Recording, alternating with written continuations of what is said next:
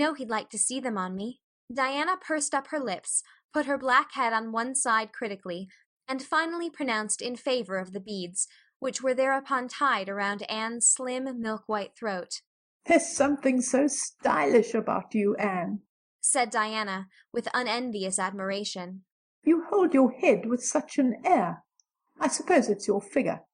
I'm just a dumpling. I've always been afraid of it, and now I know it is so. Well, I suppose I'll just have to resign myself to it."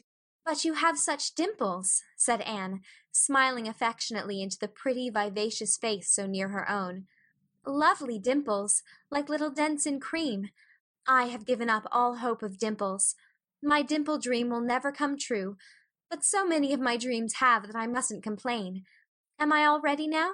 "All ready," assured Diana, as Marilla appeared in the doorway, a gaunt figure with grayer hair than of yore and no fewer angles, but with a much softer face. "Come right in and look at our elocutionist, Marilla. Doesn't she look lovely?" Marilla emitted a sound between a sniff and a grunt. "She looks neat and proper. I like that way of fixing her hair. But I expect she'll ruin that dress driving over there in the dust and dew with it, and it looks most too thin for these damp nights. Organdy's the most unserviceable stuff in the world, anyhow, and I told Matthew so when he got it. But there is no use in saying anything to Matthew nowadays. Time was when he would take my advice, but now he just buys things for Anne regardless, and the clerks at Carmody know they can palm anything off on him. Just let them tell him a thing is pretty and fashionable, and Matthew plunks his money down for it. Mind you keep your skirt clear of the wheel, Anne, and put your warm jacket on."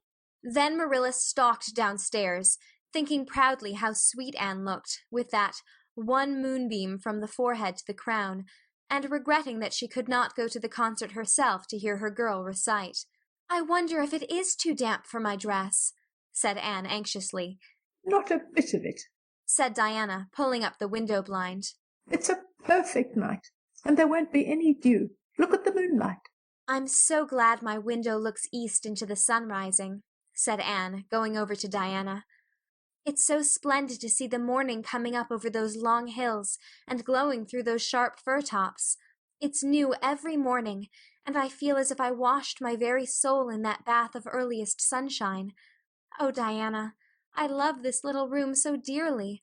I don't know how I'll get along without it when I go to town next month." "Don't speak of your going away tonight," begged Diana.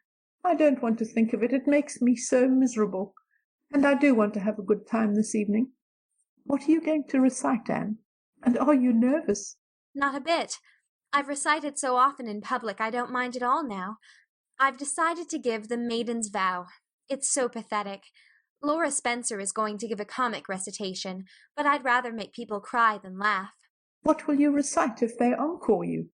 "They won't dream of encoring me," scoffed Anne, who was not without her own secret hopes that they would, and already visioned herself telling Matthew all about it at the next morning's breakfast table. "There are Billy and Jane now. I hear the wheels. Come on." Billy Andrews insisted that Anne should ride on the front seat with him, so she unwillingly climbed up. She would have much preferred to sit back with the girls, where she could have laughed and chattered to her heart's content. There was not much of either laughter or chatter in Billy. He was a big, fat, stolid youth of 20, with a round, expressionless face, and a painful lack of conversational gifts. But he admired Anne immensely, and was puffed up with pride over the prospect of driving to White Sands with that slim, upright figure beside him. Anne, by dint of talking over her shoulder to the girls, and occasionally passing a sop of civility to Billy, who grinned and chuckled and never could think of any reply until it was too late, contrived to enjoy the drive in spite of all. It was a night for enjoyment. The road was full of buggies, all bound for the hotel, and laughter, silver clear, echoed and re-echoed along it. When they reached the hotel, it was a blaze of light from top to bottom. They were met by the ladies of the concert committee, one of whom took Anne off to the performers' dressing room, which was filled with the members of a Charlottetown symphony club, among whom Anne felt suddenly shy and frightened and countrified. Her dress, which, in the East Gable, had seemed so dainty and pretty, now seemed simple and plain. Too simple and plain, she thought, among all the silks and laces that glistened and rustled around her. What were her pearl beads compared to the diamonds of the big handsome lady near her? And how poor her one wee white rose must look beside all the hothouse flowers the others wore. Anne laid her hat and jacket away, and shrank miserably into a corner. She wished herself back in the white room at Green Gables. It was still worse on the platform of the big concert hall of the hotel, where she presently found herself. The electric lights dazzled her eyes, the perfume and hum bewildered her. She wished she were sitting down in the audience with Diana and Jane, who seemed to be having a splendid time away at the back. She was wedged in between a stout lady in pink silk and a tall, scornful-looking girl in a white lace dress. The stout lady occasionally turned her head squarely around and surveyed Anne through her eyeglasses until Anne, acutely sensitive of being so scrutinized, felt that she must scream aloud. And the white lace girl kept talking audibly to her next neighbor about the country bumpkins and rustic belles in the audience, languidly anticipating such fun from the displays of local talent on the program. Anne believed that she would hate that white lace girl to the end of life. Unfortunately for Anne, a professional elocutionist was staying at the hotel and had consented to recite. She was a lithe, dark-eyed woman, in a wonderful gown of shimmering gray stuff like woven moonbeams, with gems on her neck and in her dark hair. She had a marvelously flexible voice and wonderful power of expression. The audience went wild over her selection. Anne, forgetting all about herself and her troubles for the time, listened with rapt and shining eyes. But when the recitation ended, she suddenly put her hands over her face. She could never get up and recite after that. Never. Had she ever thought she could recite? Oh, if she were only back at Green Gables! At this unpropitious moment her name was called. Somehow Anne, who did not notice the rather guilty little start of surprise the white lace girl gave, and would not have understood the subtle compliment implied therein if she had, got on her feet and moved dizzily out to the front. She was so pale that Diana and Jane, down in the audience, clasped each other's hands in nervous sympathy. Anne was the victim of an overwhelming attack of stage fright. Often as she had recited in public, she had never before faced such an audience as this, and the sight of it paralyzed her energies completely. Everything was so strange, so brilliant, so bewildering. The rows of ladies in evening dress, the critical faces, the whole atmosphere of wealth and culture about her. Very different this from the plain benches at the debating club, filled with the homely, sympathetic faces of friends and neighbors. These people, she thought, would be merciless critics. Perhaps, like the white lace girl, they anticipated amusement from her rustic efforts. She felt hopelessly, helplessly ashamed and miserable. Her knees trembled, her heart fluttered, a horrible faintness came over her. Not a word could she utter, and the next moment she would have fled from the platform despite the humiliation which, she felt, must ever after be her portion if she did so. But suddenly, as her dilated, frightened eyes gazed out over the audience, she saw Gilbert Blythe away at the back of the room, bending forward with a smile on his face. A smile which seemed to Anne at once triumphant and taunting. In reality it was nothing of the kind. Gilbert was merely smiling with appreciation of the whole affair in general, and of the effect produced by Anne's slender white form and spiritual face against a background of palms in particular. Josie Pye, whom he had driven over, sat beside him, and her face certainly was both triumphant and taunting.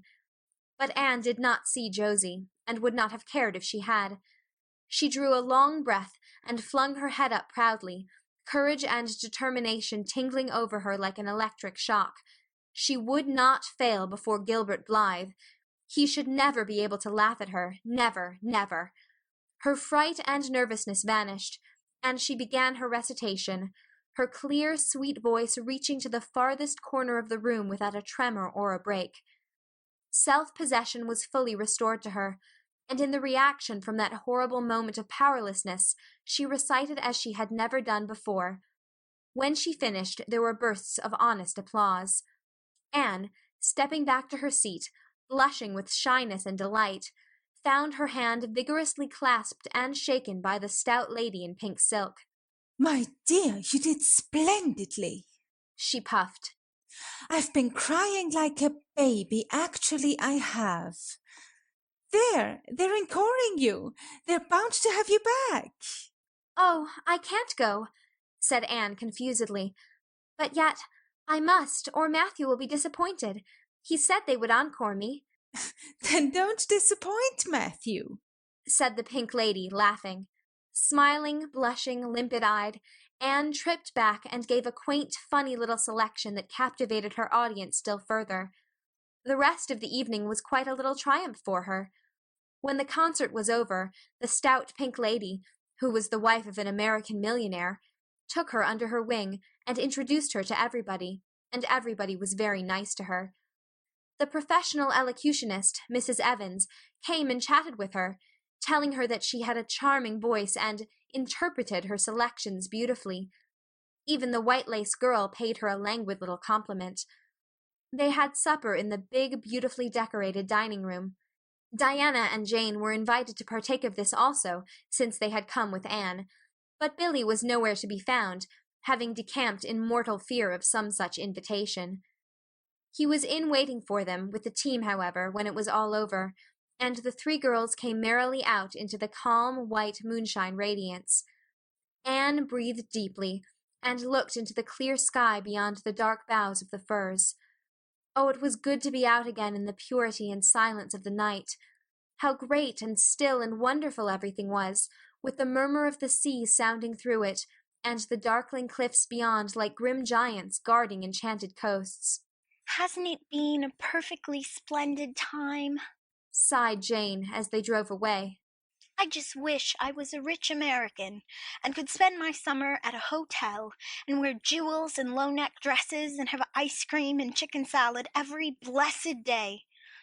I'm sure it would be ever so much more fun than teaching school.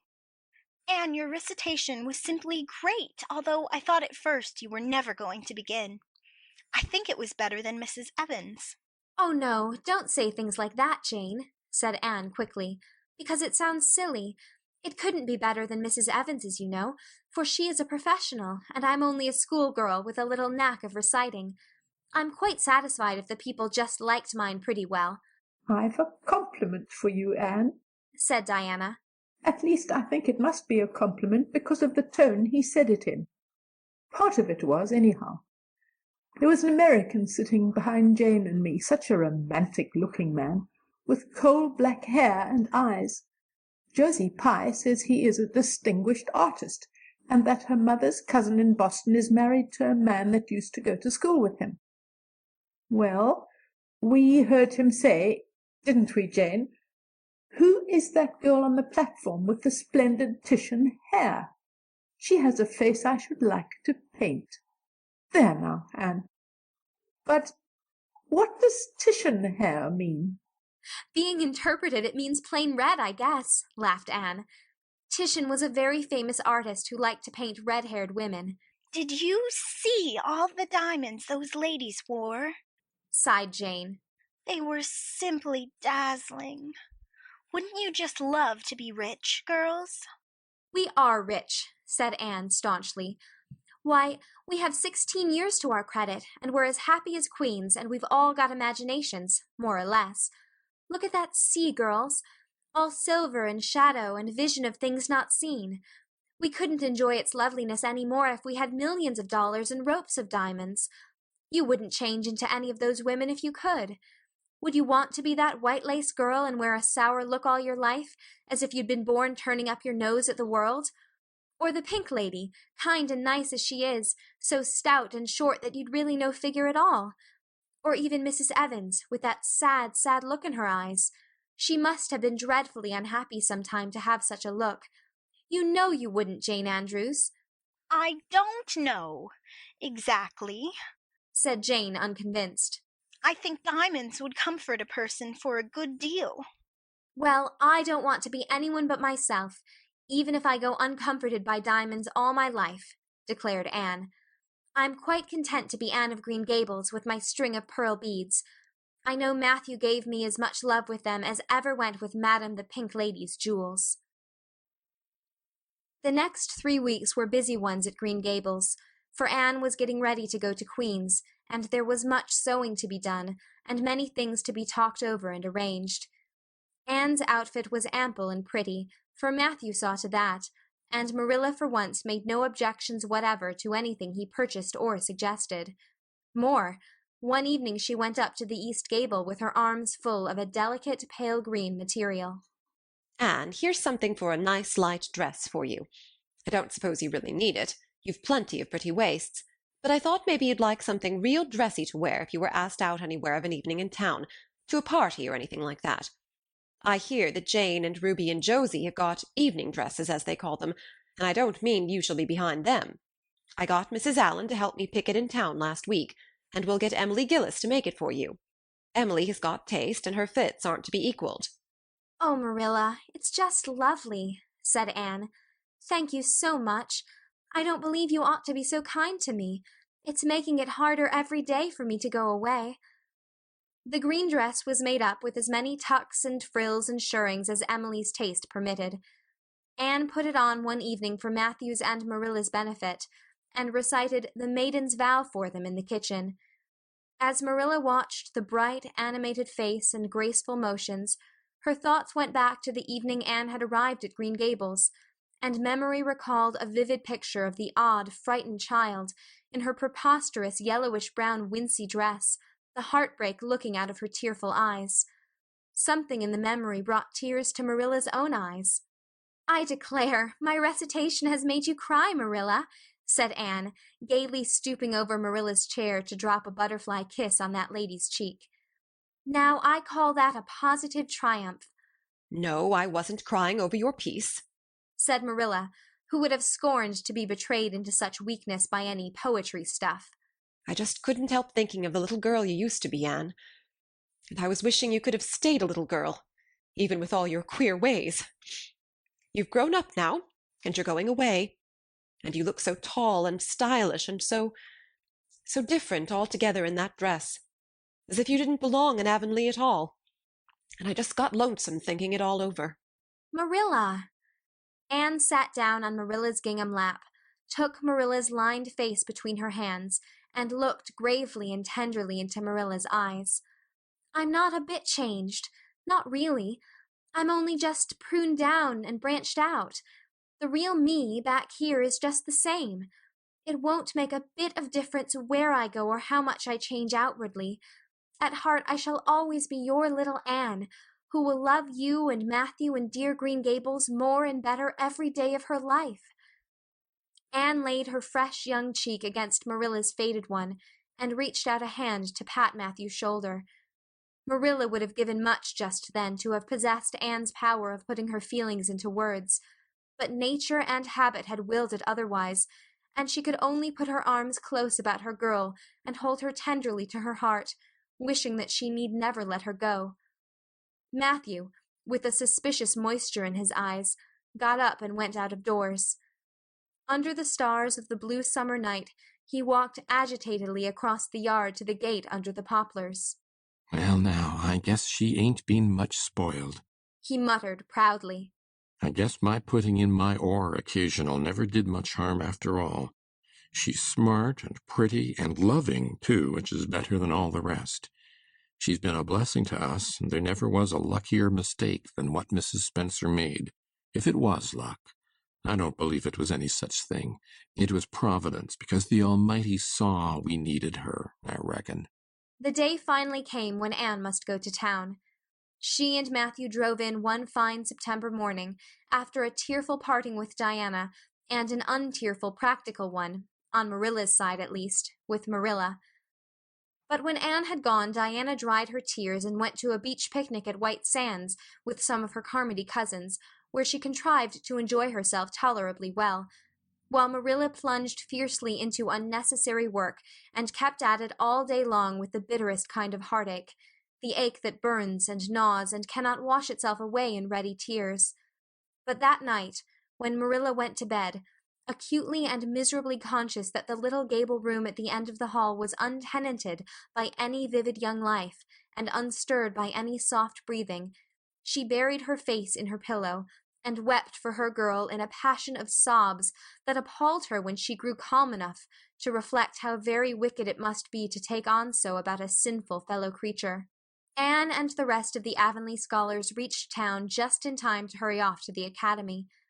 That first day passed pleasantly enough in a whirl of excitement, meeting all the new students, learning to know the professors by sight, and being assorted and organized into classes. Anne intended taking up the second-year work, being advised to do so by Miss Stacy. Gilbert Blythe elected to do the same. This meant getting a first-class teacher's license in 1 year instead of 2 if they were successful, but it also meant much more and harder work. Jane, Ruby, Josie, Charlie, and Moody Spurgeon, not being troubled with the stirrings of ambition, were content to take up the second-class work. Anne was conscious of a pang of loneliness when she found herself in a room with 50 other students, not one of whom she knew, except the tall, brown-haired boy across the room, and knowing him in the fashion she did not help her much, as she reflected pessimistically. Yet she was undeniably glad that they were in the same class. The old rivalry could still be carried on, and Anne would hardly have known what to do if it had been lacking. "I wouldn't feel comfortable without it," she thought. "Gilbert looks awfully determined. I suppose he's making up his mind here and now to win the medal. What a splendid chin he has! I never noticed it before. I do wish Jane and Ruby had gone in for first class, too. I suppose I won't feel so much like a cat in a strange garret when I get acquainted, though. I wonder which of the girls here are going to be my friends. It's really an interesting speculation. Of course, I promised Diana that no Queen's girl, no matter how much I liked her, should ever be as dear to me as she is. But I've lots of second-best affections to bestow. I like the look of that girl with the brown eyes and the crimson waist. She looks vivid and red-rosy. There's that pale, fair one gazing out of the window. She has lovely hair, and looks as if she knew a thing or two about dreams. I'd like to know them both, know them well enough to walk with my arm about their waists and call them nicknames. But just now I don't know them, and they don't know me, and probably don't want to know me particularly. Oh, it's lonesome." It was lonesomer still when Anne found herself alone in her hall bedroom that night at twilight. She was not to board with the other girls, who all had relatives in town to take pity on them. Miss Josephine Barry would have liked to board her, but Beechwood was so far from the academy that it was out of the question. So Miss Barry hunted up a boarding-house, assuring Matthew and Marilla that it was the very place for Anne. "The lady who keeps it is a reduced gentlewoman," explained Miss Barry. "Her husband was a British officer, and she is very careful what sort of boarders she takes, and will not meet with any objectionable person under her roof. The table is good, and the house is near the academy, in a quiet neighborhood." All this might be quite true, and indeed proved to be so, but it did not materially help Anne in the first agony of homesickness that seized upon her. She looked dismally about her narrow little room, with its dull-papered, pictureless walls, its small iron bedstead and empty bookcase, and a horrible choke came into her throat as she thought of her own white room at Green Gables, where she would have the pleasant consciousness of a great green still outdoors, of sweet peas growing in the garden, and moonlight falling on the orchard, of the brook below the slope, and the spruce boughs tossing in the night wind beyond it, of a vast starry sky, and the light from Diana's window shining out through the gap in the trees. Here there was nothing of this. Anne knew that outside of her window was a hard street, with a network of telephone wires shutting out the sky, the tramp of alien feet, and 1,000 lights gleaming on stranger faces. She knew that she was going to cry, and fought against it. "I won't cry. It's silly and weak. There's the third tear splashing down by my nose. There are more coming. I must think of something funny to stop them. But there's nothing funny except what is connected with Avonlea, and that only makes things worse. 4, 5. I'm going home next Friday, but that seems 100 years away. Oh, Matthew is nearly home by now, and Marilla is at the gate looking down the lane for him. 6, 7, 8. Oh, there's no use in counting them. They're coming in a flood presently. I can't cheer up. I don't want to cheer up. It's nicer to be miserable." The flood of tears would have come, no doubt, had not Josie Pye appeared at that moment. In the joy of seeing a familiar face, Anne forgot that there had never been much love lost between her and Josie. As a part of Avonlea life, even a Pye was welcome. "I'm so glad you came up," Anne said sincerely. "You've been crying," remarked Josie, with aggravating pity. "I suppose you're homesick." Some people have so little self-control in that respect. I've no intention of being homesick, I can tell you. Town's too jolly after that poky old Avonlea. I wonder how I ever existed there so long. You shouldn't cry, Anne. It isn't becoming, for your nose and eyes get red, and then you seem all red. I had a perfectly scrumptious time in the academy today. Our French professor is simply a duck. His mustache would give you kerwallops of the heart. Have you anything eatable around, Anne? I'm literally starving. I guessed likely Marilla'd load you up with cake. That's why I called around. Otherwise, I'd have gone to the park to hear the band play with Frank Stockley. He boards same place as I do, and he's a sport. He noticed you in class today and asked me who the red-headed girl was. I told him you were an orphan and that the Cuthberts had adopted, and nobody knew very much about what you'd been before that.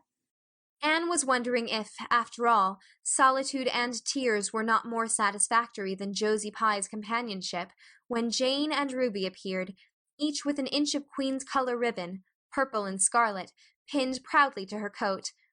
As Josie was not speaking to Jane just then, she had to subside into comparative harmlessness. "Well," said Jane with a sigh, "I feel as if I'd lived many moons since the morning. I ought to be home studying my Virgil. That horrid old professor gave us 20 lines to start in on tomorrow. But I simply couldn't settle down to study tonight. Anne, methinks I see the traces of tears. If you've been crying, do own up. It will restore my self-respect, for I was shedding tears freely before Ruby came along. I don't mind being a goose so much if somebody else is goosey too. Cake? You'll give me a teeny piece, won't you? Thank you. It has the real Avonlea flavor." Ruby, perceiving the Queen's calendar lying on the table, wanted to know if Anne meant to try for the gold medal. Anne blushed and admitted she was thinking of it. "Oh, that reminds me," said Josie. "Queen's is to get one of the Avery scholarships after all. The word came today. Frank Stockley told me. His uncle is one of the Board of Governors, you know. It will be announced in the Academy tomorrow." An Avery scholarship! Anne felt her heart beat more quickly, and the horizons of her ambition shifted and broadened as if by magic. Before Josie had told the news, Anne's highest pinnacle of aspiration had been a teacher's provincial license, first class at the end of the year, and perhaps the medal. But now, in one moment, Anne saw herself winning the Avery scholarship, taking an arts course at Redmond College, and graduating in a gown and mortar board, before the echo of Josie's words had died away. For the Avery scholarship was in English, and Anne felt that here her foot was on native heath. A wealthy manufacturer of New Brunswick had died, and left part of his fortune to endow a large number of scholarships to be distributed among the various high schools and academies of the maritime provinces, according to their respective standings. There had been much doubt whether one would be allotted to Queen's, but the matter was settled at last, and at the end of the year the graduate who made the highest mark in English and English literature would win the scholarship. $250 a year for 4 years at Redmond College. No wonder that Anne went to bed that night with tingling cheeks. "I'll win that scholarship if hard work can do it," she resolved. "Wouldn't Matthew be proud if I got to be a B.A.? Oh, it's delightful to have ambitions. I'm so glad I have such a lot. And there never seems to be any end to them. That's the best of it. Just as soon as you attain to one ambition, you see another one glittering higher up still. It does make life so interesting." Anne's homesickness wore off, greatly helped in the wearing by her weekend visits home. As long as the open weather lasted, the Avonlea students went out to Carmody on the New Branch Railway every Friday night. Diana and several other Avonlea young folks were generally on hand to meet them, and they all walked over to Avonlea in a merry party. Anne thought those Friday evening gypsyings over the autumnal hills in the crisp golden air, with the home lights of Avonlea twinkling beyond, were the best and dearest hours in the whole week. Gilbert Blythe nearly always walked with Ruby Gillis and carried her satchel for her. Ruby was a very handsome young lady, now thinking herself quite as grown up as she really was. She wore her skirts as long as her mother would let her, and did her hair up in town, though she had to take it down when she went home. She had large, bright blue eyes, a brilliant complexion, and a plump, showy figure. She laughed a great deal, was cheerful and good-tempered, and enjoyed the pleasant things of life frankly. But I shouldn't think she was the sort of girl Gilbert would like, whispered Jane to Anne. Anne did not think so either, but she would not have said so for the Avery scholarship. She could not help thinking, too, that it would be very pleasant to have such a friend as Gilbert to jest and chatter with, and exchange ideas about books and studies and ambitions. Gilbert had ambitions, she knew, and Ruby Gillis did not seem the sort of person with whom such could be profitably discussed. There was no silly sentiment in Anne's ideas concerning Gilbert. Boys were to her, when she thought about them at all, merely possible good comrades. If she and Gilbert had been friends, she would not have cared how many other friends he had, nor with whom he walked. She had a genius for friendship. Girl friends she had in plenty, but she had a vague consciousness that masculine friendship might also be a good thing to round out one's conceptions of companionship and furnish broader standpoints of judgment and comparison. Not that Anne could have put her feelings on the matter into just such clear definition.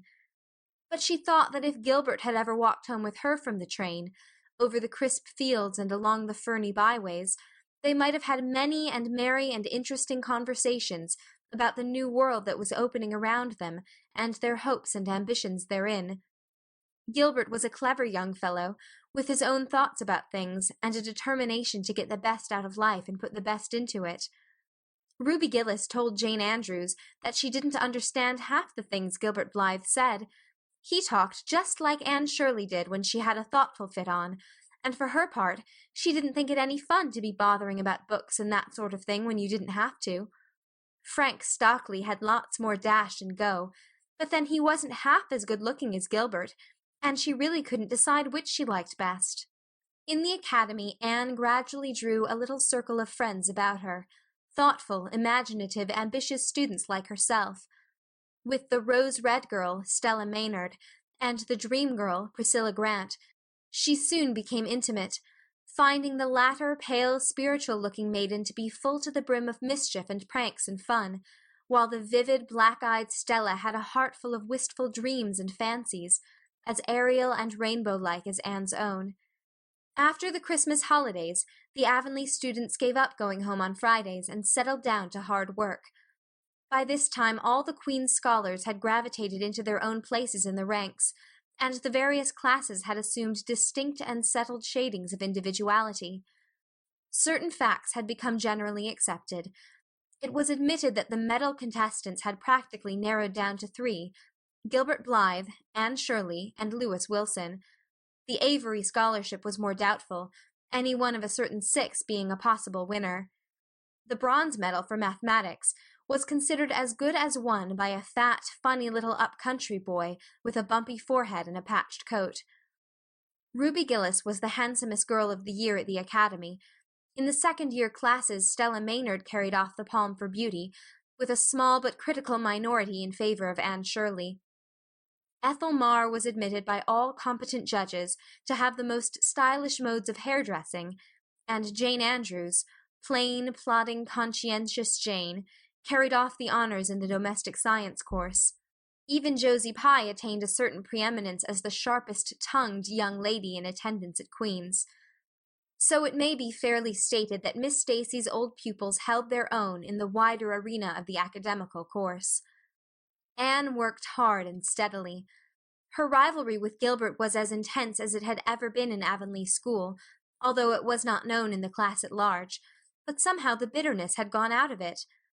Anne no longer wished to win for the sake of defeating Gilbert, rather for the proud consciousness of a well-won victory over a worthy foeman. It would be worthwhile to win, but she no longer thought life would be insupportable if she did not.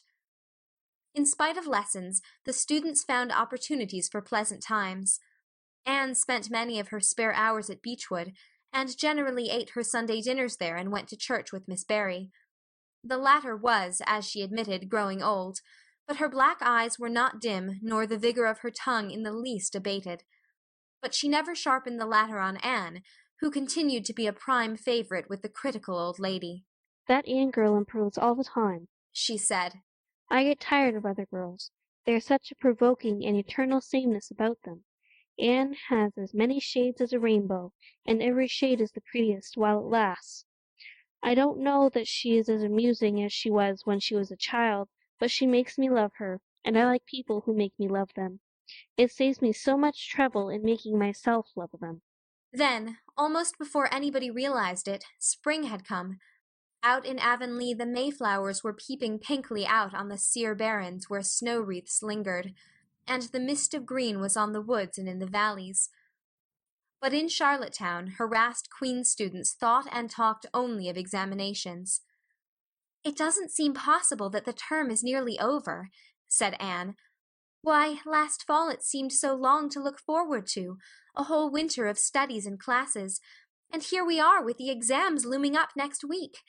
Girls, sometimes I feel as if those exams meant everything, but when I look at the big buds swelling on those chestnut trees, and the misty blue air at the end of the streets, they don't seem half so important."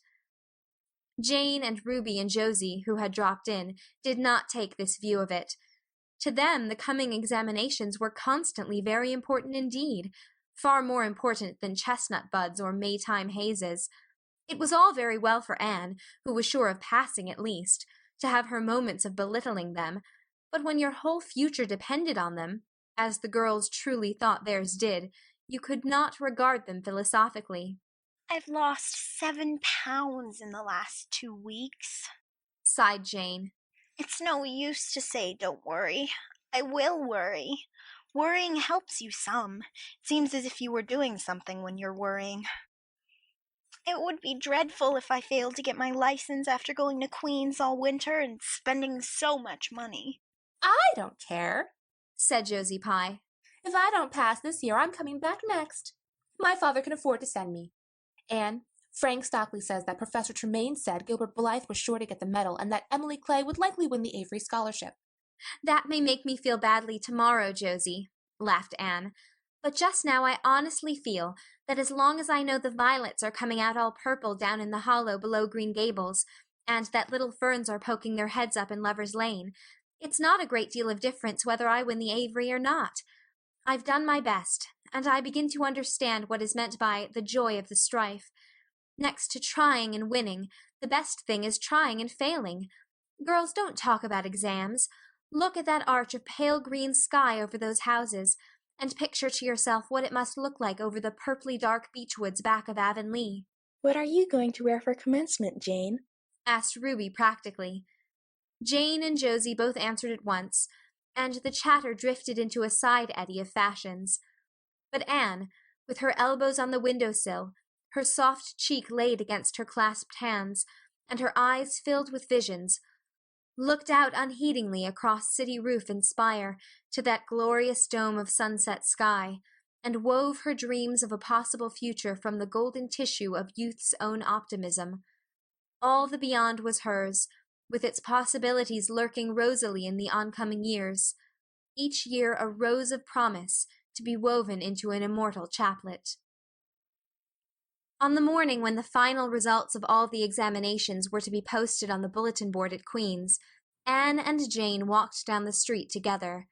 Jane was smiling and happy. Examinations were over, and she was comfortably sure she had made a pass at least. Further considerations troubled Jane not at all. She had no soaring ambitions, and consequently was not affected with the unrest attendant thereon.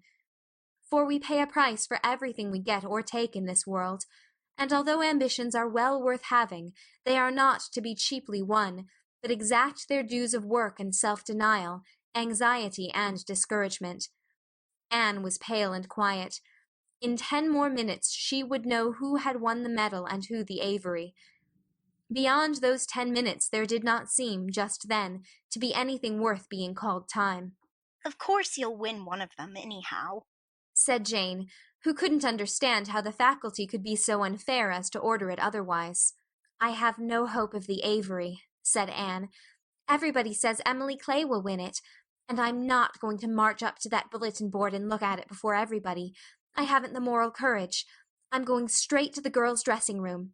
You must read the announcements and then come and tell me, Jane. And I implore you in the name of our old friendship to do it as quickly as possible. If I have failed, just say so, without trying to break it gently, and whatever you do, don't sympathize with me. Promise me this, Jane. Jane promised solemnly, but, as it happened, there was no necessity for such a promise. When they went up the entrance steps of Queen's, they found the hall full of boys who were carrying Gilbert Blythe around on their shoulders and yelling at the tops of their voices, "Hurrah for Blythe, medalist!" For a moment Anne felt one sickening pang of defeat and disappointment. So she had failed, and Gilbert had won. Well, Matthew would be sorry. He had been so sure she would win. And then somebody called out, "Three cheers for Miss Shirley, winner of the Avery!" Oh, Anne! gasped Jane, as they fled to the girls' dressing room amid hearty cheers. Oh, Anne, I'm so proud. Isn't it splendid? And then the girls were around them, and Anne was the center of a laughing, congratulating group. Her shoulders were thumped and her hands shaken vigorously. She was pushed and pulled and hugged, and among it all she managed to whisper to Jane, "Oh, won't Matthew and Marilla be pleased? I must write the news home right away." Commencement was the next important happening. The exercises were held in the big assembly hall of the academy. Addresses were given, essays read, songs sung, the public award of diplomas, prizes, and medals made. Matthew and Marilla were there, with eyes and ears for only one student on the platform, a tall girl in pale green, with faintly flushed cheeks and starry eyes, who read the best essay, and was pointed out and whispered about as the Avery winner. "Reckon you're glad we kept her, Marilla?" whispered Matthew, speaking for the first time since he had entered the hall, when Anne had finished her essay. "It's not the first time I've been glad," retorted Marilla. "You do like to rub things in, Matthew Cuthbert." Miss Barry, who was sitting behind them, leaned forward and poked Marilla in the back with her parasol. "Aren't you proud of that, Anne girl? I am," she said. Anne went home to Avonlea with Matthew and Marilla that evening. She had not been home since April, and she felt that she could not wait another day. The apple blossoms were out, and the world was fresh and young. Diana was at Green Gables to meet her. In her own white room, where Marilla had set a flowering house rose on the window-sill, Anne looked about her and drew a long breath of happiness. "Oh, Diana, it's so good to be back again. It's so good to see those pointed firs coming out against the pink sky, and that white orchard and the old Snow Queen. Isn't the breath of the mint delicious? And that tea rose, why, it's a song and a hope and a prayer all in one. And it's good to see you again, Diana." I thought you liked that Stella Maynard better than me, said Diana reproachfully. Josie Pye told me you did. Josie said you were infatuated with her. Anne laughed and pelted Diana with the faded June lilies of her bouquet. "Stella Maynard is the dearest girl in the world except one, and you are that one, Diana," she said. "I love you more than ever, and I've so many things to tell you. But just now I feel as if it were joy enough to sit here and look at you. I'm tired, I think. Tired of being studious and ambitious. I mean to spend at least 2 hours tomorrow lying out in the orchard grass, thinking of absolutely nothing." You've done splendidly, Anne. I suppose you won't be teaching now that you've won the Avery. "No, I'm going to Redmond in September. Doesn't it seem wonderful? I'll have a brand new stock of ambition laid in by that time, after 3 glorious golden months of vacation. Jane and Ruby are going to teach. Isn't it splendid to think we all got through, even to Moody Spurgeon and Josie Pye?" The Newbridge trustees have offered Jane their school already, said Diana. Gilbert Blythe is going to teach too. He has to. His father can't afford to send him to college next year after all, so he means to earn his own way through. I expect he'll get the school here if Miss Ames decides to leave. Anne felt a queer little sensation of dismayed surprise. She had not known this. She had expected that Gilbert would be going to Redmond also. What would she do without their inspiring rivalry? Would not work, even at a coeducational college with a real degree in prospect, be rather flat without her friend the enemy? The next morning at breakfast, it suddenly struck Anne that Matthew was not looking well. Surely he was much grayer than he had been a year before. "Marilla," she said hesitatingly when he had gone out, "is Matthew quite well?" No, he isn't, said Marilla in a troubled tone. He's had some real bad spells with his heart this spring, and he won't spare himself a mite. I've been real worried about him. But he's some better this while back, and we've got a good hired man, so I'm hoping he'll kind of rest and pick up. Maybe he will now you're home. You always cheer him up." Anne leaned across the table and took Marilla's face in her hands. "You are not looking as well yourself as I'd like to see you, Marilla. You look tired. I'm afraid you've been working too hard. You must take a rest, now that I'm home. I'm just going to take this one day off to visit all the old dear spots and hunt up my old dreams, and then it will be your turn to be lazy while I do the work." Marilla smiled affectionately at her girl. "It's not the work. It's my head. I've got a pain so often now behind my eyes. Dr. Spencer's been fussing with glasses, but they don't do me any good. There is a distinguished oculist coming to the island the last of June, and the doctor says I must see him. I guess I'll have to. I can't read or sew with any comfort now.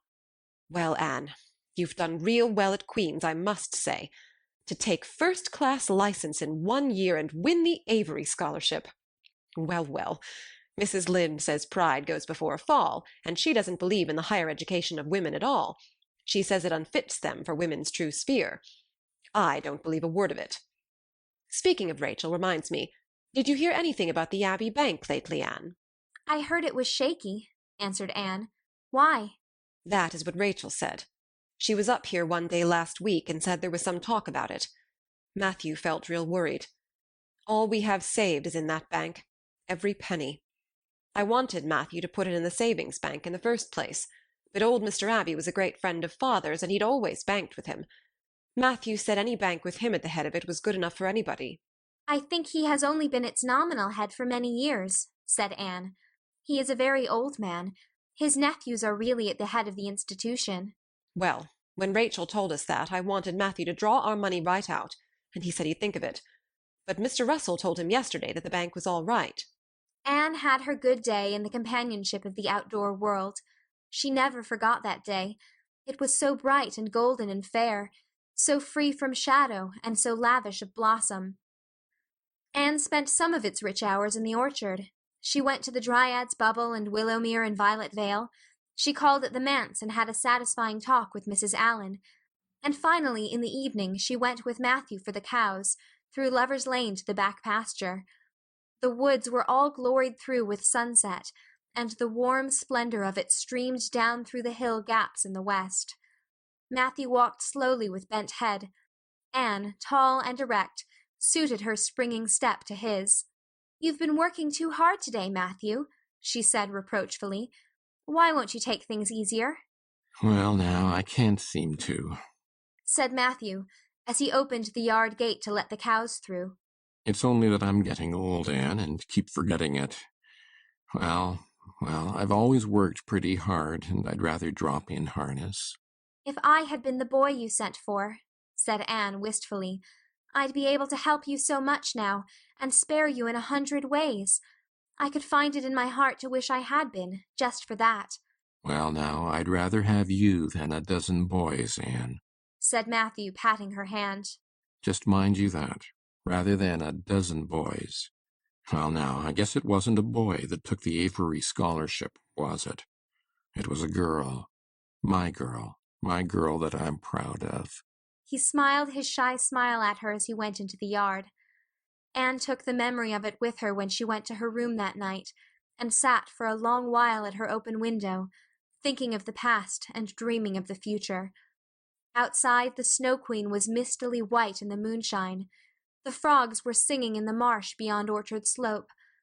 Anne always remembered the silvery, peaceful beauty and fragrant calm of that night. It was the last night before sorrow touched her life, and no life is ever quite the same again when once that cold, sanctifying touch has been laid upon it. Matthew, Matthew, what is the matter? Matthew, are you sick? It was Marilla who spoke, alarm in every jerky word. Anne came through the hall, her hands full of white narcissus. It was long before Anne could love the sight or odor of white narcissus again. In time to hear her, and to see Matthew standing in the porch doorway, a folded paper in his hand, and his face strangely drawn and gray. Anne dropped her flowers and sprang across the kitchen to him at the same moment as Marilla. They were both too late. Before they could reach him, Matthew had fallen across the threshold. He's fainted, gasped Marilla. Anne, run for Martin, quick, quick! He's at the barn. Martin, the hired man, who had just driven home from the post office, started at once for the doctor, calling at Orchard Slope on his way to send Mr. and Mrs. Barry over. Mrs. Lynde, who was there on an errand, came too. They found Anne and Marilla distractedly trying to restore Matthew to consciousness.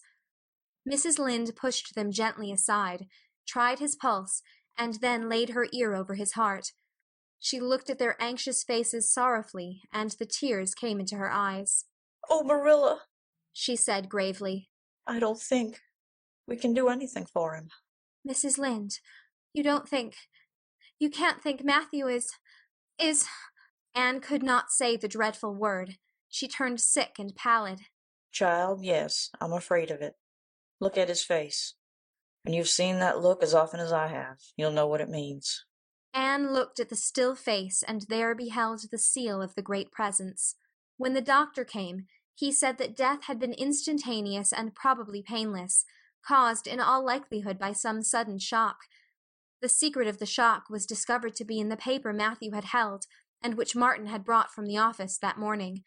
It contained an account of the failure of the Abbey Bank. The news spread quickly through Avonlea, and all day friends and neighbors thronged Green Gables, and came and went on errands of kindness for the dead and living. For the first time, shy, quiet Matthew Cuthbert was a person of central importance. The white majesty of death had fallen on him, and set him apart as one crowned. When the calm night came softly down over Green Gables, the old house was hushed and tranquil.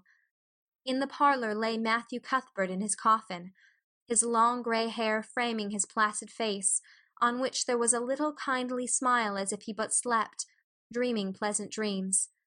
There were flowers about him, sweet old-fashioned flowers which his mother had planted in the homestead garden in her bridal days, and for which Matthew had always had a secret, wordless love. Anne had gathered them and brought them to him, her anguished, tearless eyes burning in her white face. It was the last thing she could do for him. The Barrys and Mrs. Lynde stayed with him that night. Diana, going to the east gable, where Anne was standing at her window, said gently, "Anne, dear, would you like to have me sleep with you tonight?" "Thank you, Diana." Anne looked earnestly into her friend's face. "I think you won't misunderstand me when I say I want to be alone. I'm not afraid. I haven't been alone 1 minute since it happened. And I want to be. I want to be quite silent and quiet and try to realize it. I can't realize it. Half the time it seems to me that Matthew can't be dead, and the other half it seems as if he must have been dead for a long time, and I've had this horrible dull ache ever since." Diana did not quite understand. Marilla's impassioned grief, breaking all the bounds of natural reserve and lifelong habit in its stormy rush, she could comprehend better than Anne's tearless agony. But she went away kindly, leaving Anne alone to keep her first vigil with sorrow. Anne hoped that the tears would come in solitude. It seemed to her a terrible thing that she could not shed a tear for Matthew, whom she had loved so much and who had been so kind to her. Matthew, who had walked with her last evening at sunset, and was now lying in the dim room below with that awful peace on his brow. But no tears came at first, even when she knelt by her window in the darkness and prayed, looking up to the stars beyond the hills. No tears, only the same horrible dull ache of misery that kept on aching until she fell asleep, worn out with the day's pain and excitement. In the night she awakened, with the stillness and the darkness about her, and the recollection of the day came over her like a wave of sorrow. She could see Matthew's face smiling at her as he had smiled when they parted at the gate that last evening. She could hear his voice saying, my girl that I'm proud of. Then the tears came, and Anne wept her heart out. Marilla heard her and crept in to comfort her. There, there. Don't cry so, dearie. It can't bring him back. It isn't right to cry so. I knew that today, but I couldn't help it then. He'd always been such a good, kind brother to me. But God knows best. Oh, just let me cry, Marilla, sobbed Anne. The tears don't hurt me like that ache did. Stay here for a little while with me and keep your arm round me. So. I couldn't have Diana stay. She's good and kind and sweet. But it's not her sorrow. She's outside of it, and she couldn't come close enough to my heart to help me. It's our sorrow, yours and mine. Oh, Marilla, what will we do without him? We've got each other, Anne. I don't know what I'd do if you weren't here, if you'd never come. Oh, Anne, I know I've been kind of strict and harsh with you, maybe, but you mustn't think I didn't love you as well as Matthew did, for all that. I want to tell you now when I can. It's never been easy for me to say things out of my heart, but at times like this it's easier. I love you as dear as if you were my own flesh and blood, and you've been my joy and comfort ever since you came to Green Gables. 2 days afterwards they carried Matthew Cuthbert over his homestead threshold, and away from the fields he had tilled, and the orchards he had loved, and the trees he had planted. And then Avonlea settled back to its usual placidity, and even at Green Gables affairs slipped into their old groove, and work was done, and duties fulfilled with regularity as before, although always with the aching sense of loss in all familiar things. Anne, new to grief, thought it almost sad that it could be so, that they could go on in the old way without Matthew. She felt something like shame and remorse when she discovered that the sunrises behind the firs and the pale pink buds opening in the garden gave her the old inrush of gladness when she saw them, that Diana's visits were pleasant to her, and that Diana's merry words and ways moved her to laughter and smiles, that, in brief, the beautiful world of blossom and love and friendship had lost none of its power to please her fancy and thrill her heart, that life still called to her with many insistent voices. It seems like disloyalty to Matthew somehow, to find pleasure in these things now that he has gone, she said wistfully to Mrs. Allan one evening when they were together in the manse garden. I miss him so much, all the time. And yet, Mrs. Allan, the world and life seem very beautiful and interesting to me for all. Today Diana said something funny and I found myself laughing. I thought when it happened I could never laugh again, and it somehow seems as if I oughtn't to. When Matthew was here, he liked to hear you laugh, and he liked to know that you found pleasure in the pleasant things around you, said Mrs. Allan gently. He is just away now, and he likes to know it just the same. I am sure we should not shut our hearts against the healing influences that nature offers us, but I can understand your feeling. I think we all experience the same thing. We resent the thought that anything can please us when someone we love is no longer here to share the pleasure with us, and we almost feel as if it were unfaithful to our sorrow when we find our interest in life returning to us. I was down to the graveyard to plant a rose bush on Matthew's grave this afternoon, said Anne dreamily. I took a slip of the little white Scotch rose bush his mother brought out from Scotland long ago. Matthew always liked those roses the best. They were so small and sweet on their thorny stems. It made me feel glad that I could plant it by his grave, as if I were doing something that must please him in taking it there to be near him. I hope he has roses like them in heaven. Perhaps the souls of all those little white roses that he has loved so many summers were all there to meet him. I must go home now. Marilla is all alone and she gets lonely at twilight. She will be lonelier still, I fear, when you go away again to college, said Mrs. Allan. Anne did not reply. She said good night and went slowly back to Green Gables. Marilla was sitting on the front doorsteps and Anne sat down beside her. The door was open behind them, held back by a big pink conch shell with hints of sea sunsets in its smooth inner convolutions. Anne gathered some sprays of pale yellow honeysuckle and put them in her hair. She liked the delicious hint of fragrance, as some aerial benediction, above her every time she moved. Dr. Spencer was here while you were away, Marilla said. He says that the specialist will be in town tomorrow, and he insists that I must go in and have my eyes examined. I suppose I'd better go and have it over. I'll be more than thankful if the man can give me the right kind of glasses to suit my eyes. You won't mind staying here alone while I'm away, will you? Martin will have to drive me in, and there's ironing and baking to do. I shall be all right. Diana will come over for company for me. I shall attend to the ironing and baking beautifully. You needn't fear that I'll starch the handkerchiefs or flavor the cake with liniment. Marilla laughed. What a girl you were for making mistakes in them days, Anne. You were always getting into scrapes. I did used to think you were possessed. Do you mind the time you dyed your hair? Yes, indeed. I shall never forget it, smiled Anne, touching the heavy braid of hair that was wound about her shapely head. I laugh a little now sometimes when I think what a worry my hair used to be to me, but I don't laugh much because it was a very real trouble then. I did suffer terribly over my hair and my freckles. My freckles are really gone, and people are nice enough to tell me my hair is auburn now, all but Josie Pye. She informed me yesterday that she really thought it was redder than ever, or at least my black dress made it look redder, and she asked me if people who had red hair ever got used to having it. Marilla, I've almost decided to give up trying to like Josie Pye. I've made what I would once have called a heroic effort to like her, but Josie Pye won't be liked. Josie is a pie, said Marilla sharply. So she can't help being disagreeable. I suppose people of that kind serve some useful purpose in society, but I must say I don't know what it is any more than I know the use of thistles. Is Josie going to teach? No, she is going back to Queen's next year. So are Moody Spurgeon and Charlie Sloane. Jane and Ruby are going to teach, and they have both got schools. Jane at Newbridge and Ruby at some place up west. Gilbert Blythe is going to teach too, isn't he? Yes, briefly. What a nice-looking fellow he is, said Marilla absently. I saw him in church last Sunday, and he seemed so tall and manly. He looks a lot like his father did at the same age. John Blythe was a nice boy. We used to be real good friends, he and I. People called him my beau.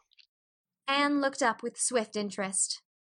Oh, Marilla, and what happened? Why didn't you— We had a quarrel. I wouldn't forgive him when he asked me to.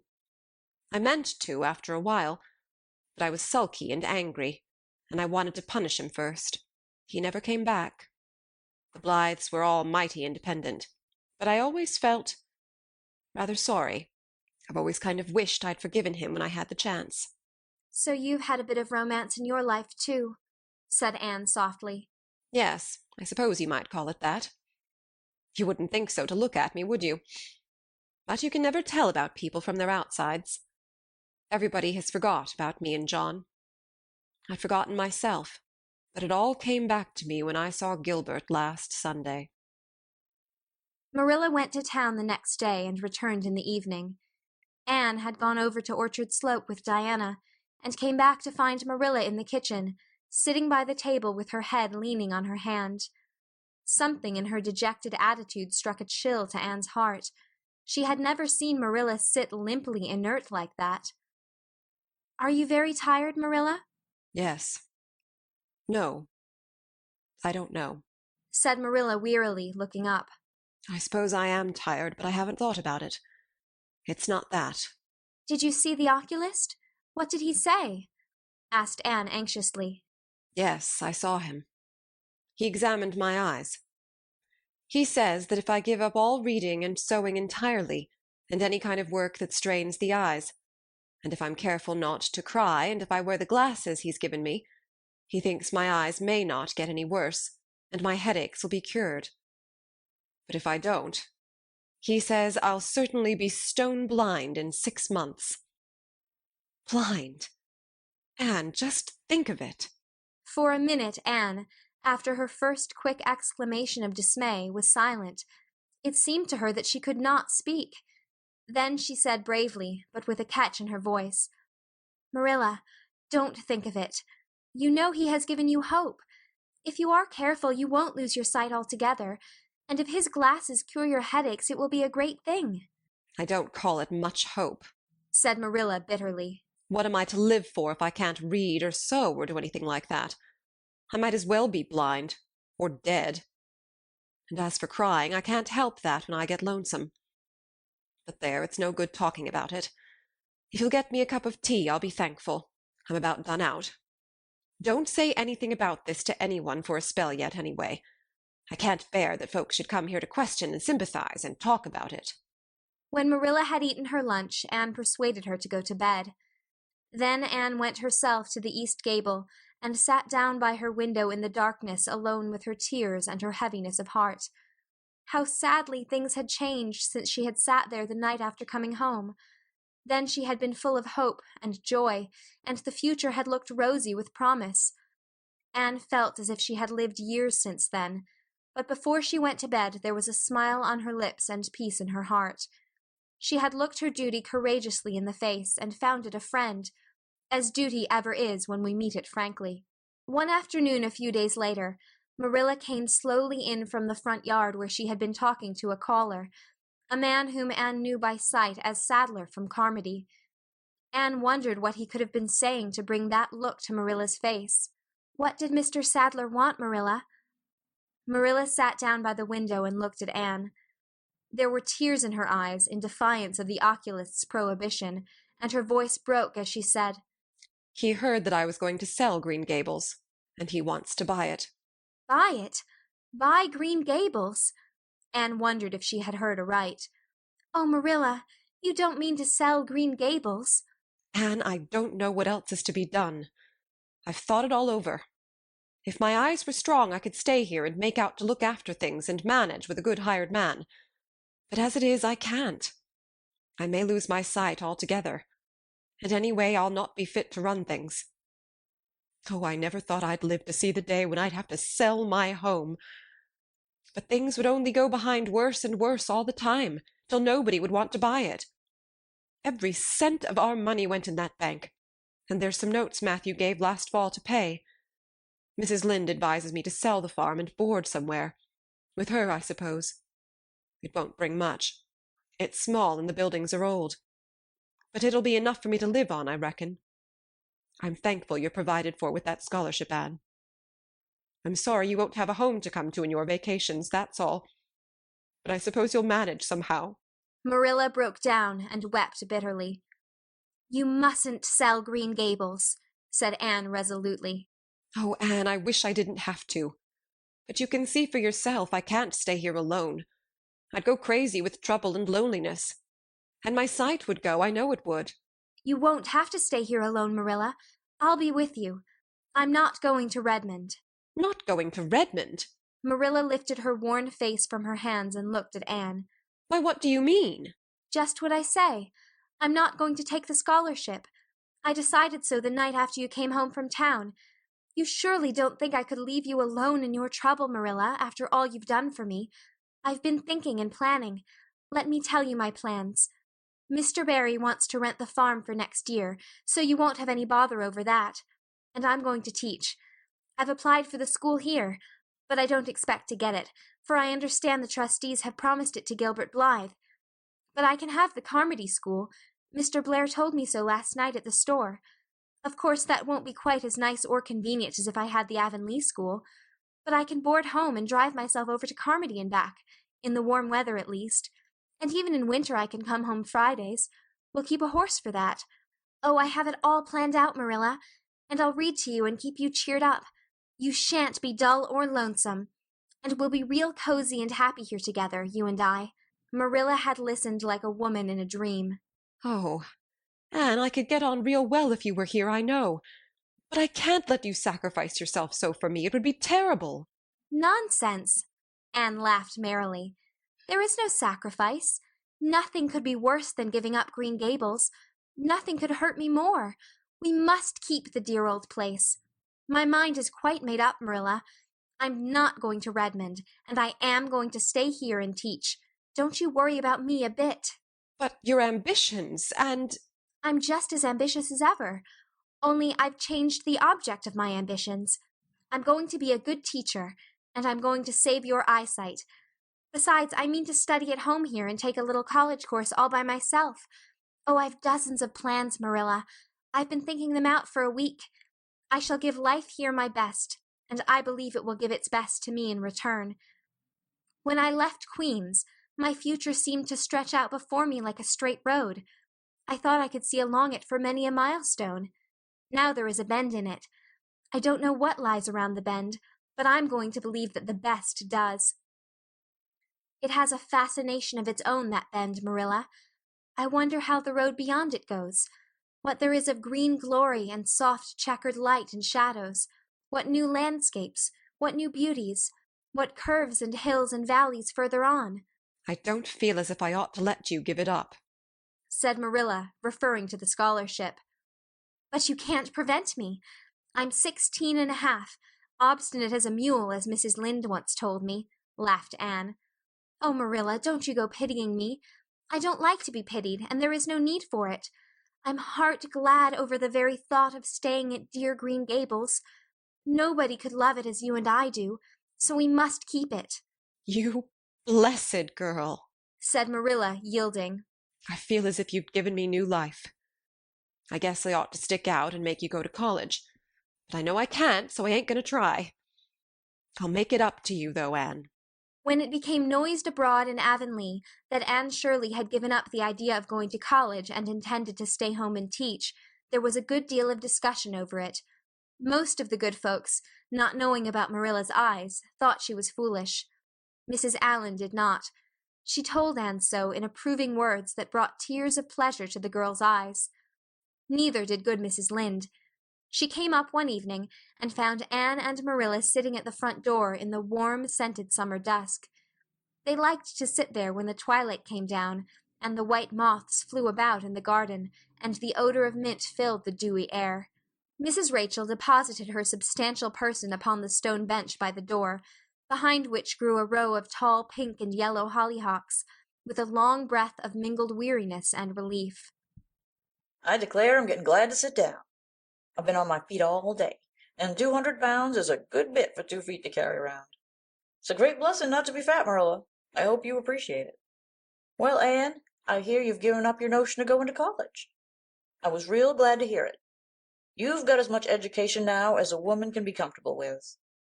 I don't believe in girls going to college with the men and cramming their heads full of Latin and Greek and all that nonsense. But I'm going to study Latin and Greek just the same, Mrs. Lynde, said Anne, laughing. I'm going to take my arts course right here at Green Gables and study everything that I would at college. Mrs. Lynde lifted her hands in holy horror. Anne Shirley, you'll kill yourself. Not a bit of it. I shall thrive on it. Oh, I'm not going to overdo things.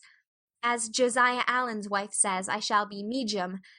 But I'll have lots of spare time in the long winter evenings, and I've no vocation for fancy work. I'm going to teach over at Carmody, you know. I don't know it. I guess you're going to teach right here in Avonlea. The trustees have decided to give you the school.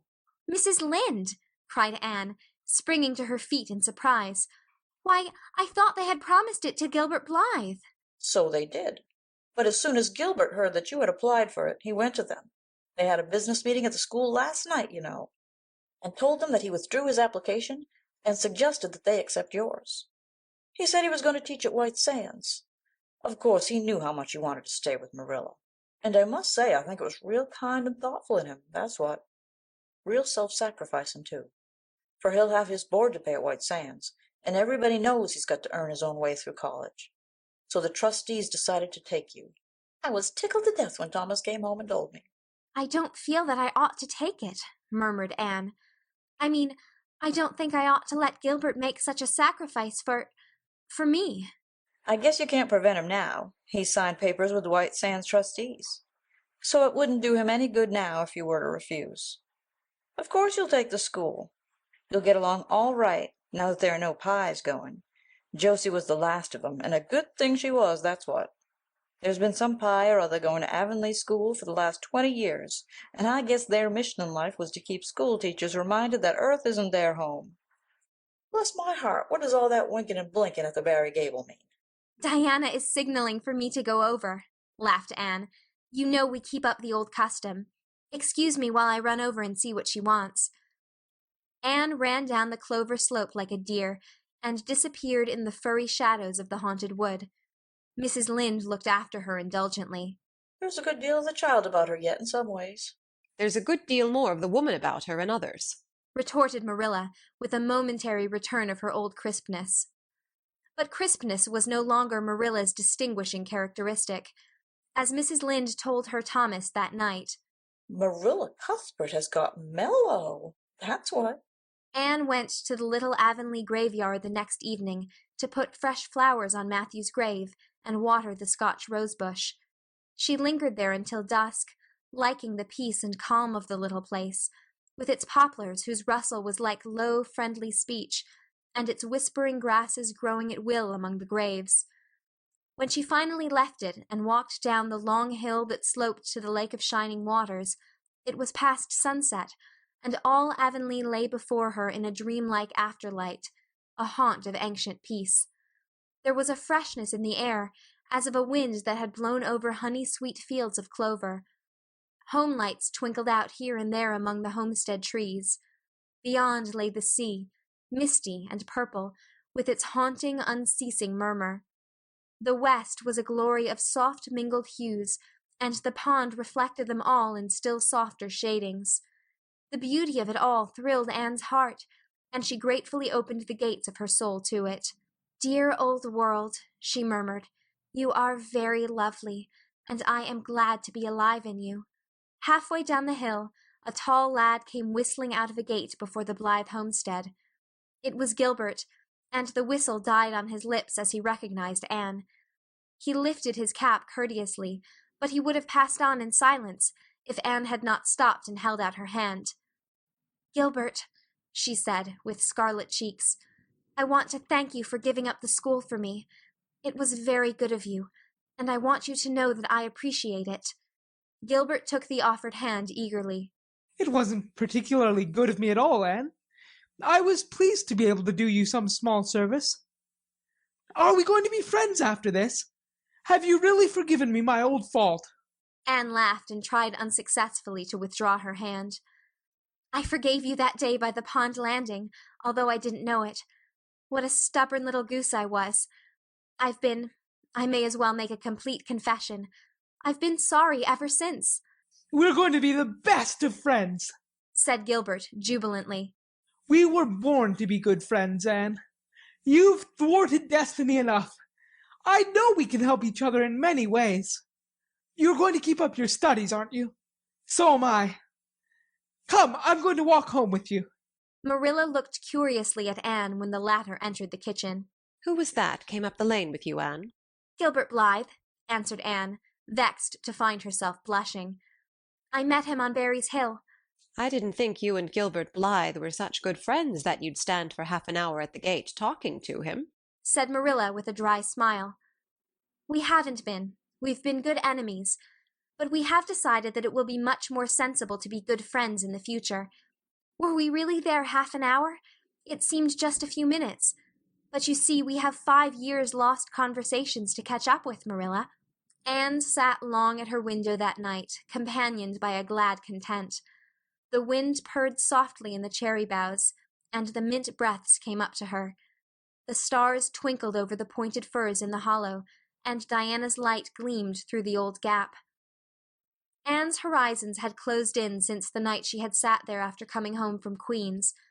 But if the path set before her feet was to be narrow, she knew that flowers of quiet happiness would bloom along it. The joy of sincere work and worthy aspiration and congenial friendship were to be hers. Nothing could rob her of her birthright of fancy or her ideal world of dreams. And there was always the bend in the road. "God's in his heaven. All's right with the world," whispered Anne softly.